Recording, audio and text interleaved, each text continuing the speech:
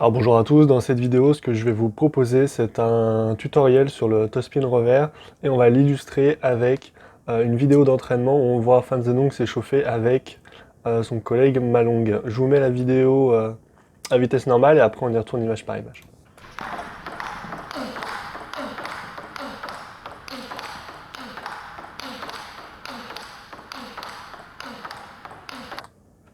Ok, donc on va commencer.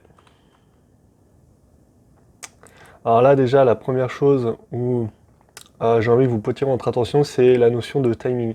Là, par exemple, la balle, elle est au niveau du filet. On voit que Fan Zedong, en même temps, il est en train d'armer son geste. La balle, au moment où la balle elle touche sa demi-table, lui, il est déjà en position d'armer.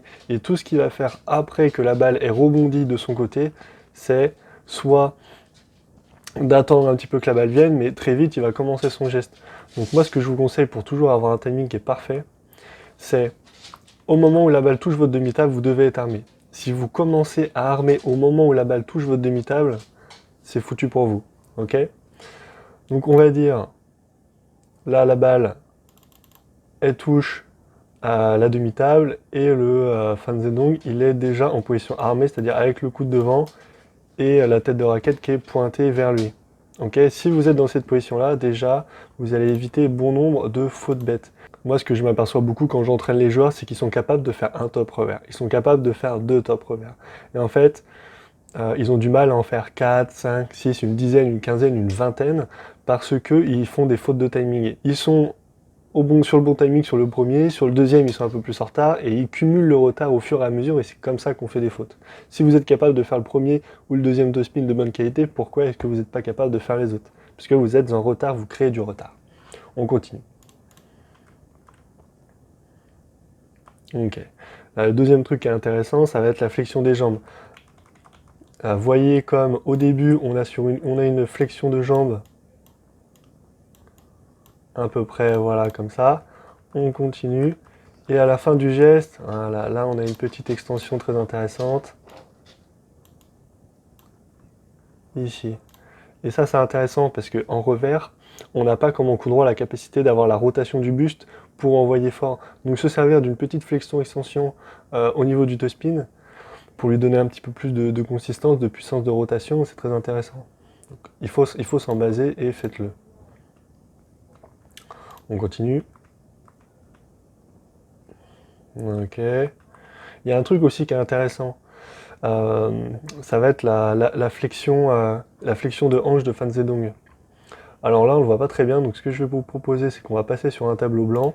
Si on prend par exemple les petits personnages que je viens de créer. En fait, en rose, on a la disposition dans laquelle est Fan Zedong quand il fait son topspin revers. Et c'est hyper intéressant parce qu'en fait, il y a une triple mise en action.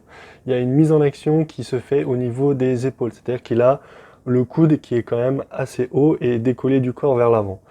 Il a en plus une flexion de hanche, c'est-à-dire qu'en fait, il est penché vers l'avant, ok, et il a les quadriceps qui sont vraiment bien fléchis. Et ça, il faut comprendre que ça va ensemble. Si vous voulez vous pencher vers l'avant mais que vous avez les jambes droites, en fait vous allez basculer vers l'avant, vous allez perdre de l'équilibre. Alors que si vous êtes, en fait plus vous êtes bas sur les jambes, plus vous pouvez être penché vers l'avant. Ok? Et donc ça c'est très intéressant, on va chercher ça au ping. C'est pour ça aussi qu'on cherche à être bas sur les jambes. Il y a une mise en action aussi au niveau des genoux pour jouer sur l'effet ressort et de se déplacer rapidement. Et en bleu, on a des joueurs de moins bon niveau, que je peux entraîner, et qui sont plutôt dans cette disposition-là. En tout cas, sur des joueurs voilà, débutants confirmés, c'est à peu près ça. C'est-à-dire qu'ils restent quand même relativement droits. Ils peuvent avoir le coude décollé du corps, quoique des fois, ils restent encore un peu trop collés au buste. Mais il y a très peu de flexion. Du coup, il y a peu d'effet ressort, il y a peu de flexion de hanche, de buste vers l'avant. C'est pas très dynamique. On continue la vidéo.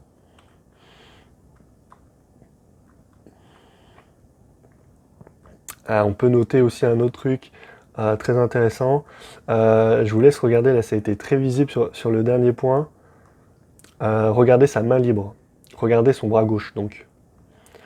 Il va regarder bien son bras gauche. Ouais, ok.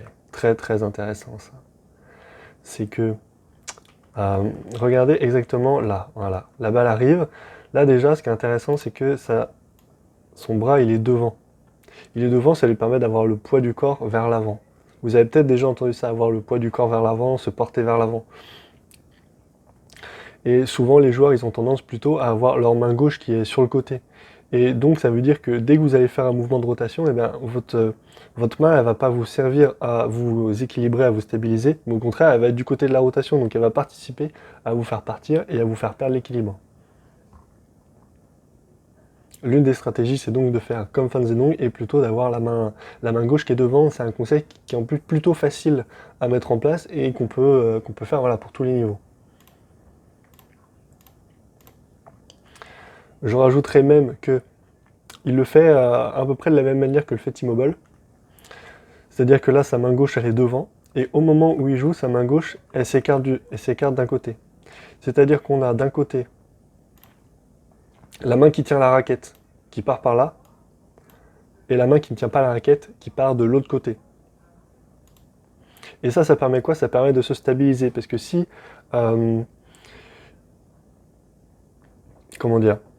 Si ma raquette part d'un côté, elle va entraîner le buste avec. Et donc après, je vais perdre du temps pour me replacer. Alors que si j'effectue mon geste avec la main qui tient la raquette d'un côté et qu'avec l'autre main, j'équilibre en allant de l'autre côté, au final, je reste les épaules bien stabilisées là où je vais envoyer la balle et je peux être efficace.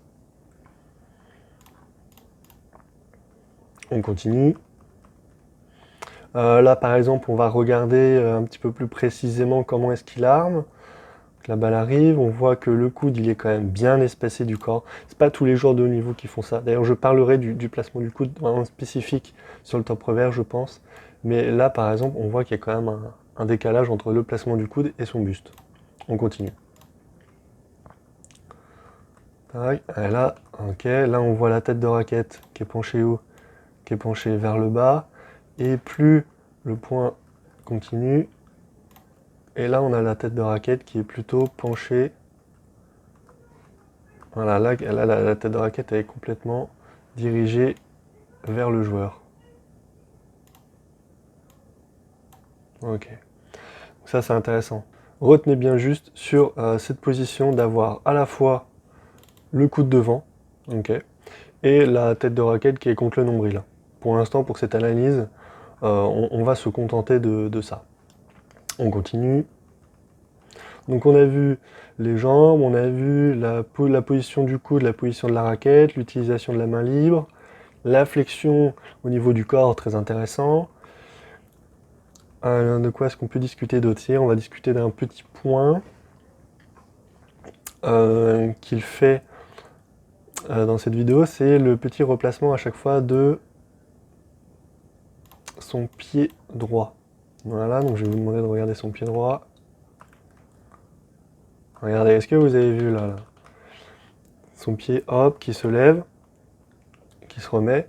Et ça, je pense qu'il fait ça en fait tout simplement pour avoir un petit mouvement ressort. Au cas où la balle ne revient pas spécifiquement sur lui, le fait d'avoir ce petit mouvement de, je sais pas comment appeler ça, de ressaut, de ressort, de petit replacement, je pense que ça lui permet, au cas où la balle n'est pas au bon endroit, de pouvoir être dynamique et de repartir dessus. On va voir s'il va le refaire là.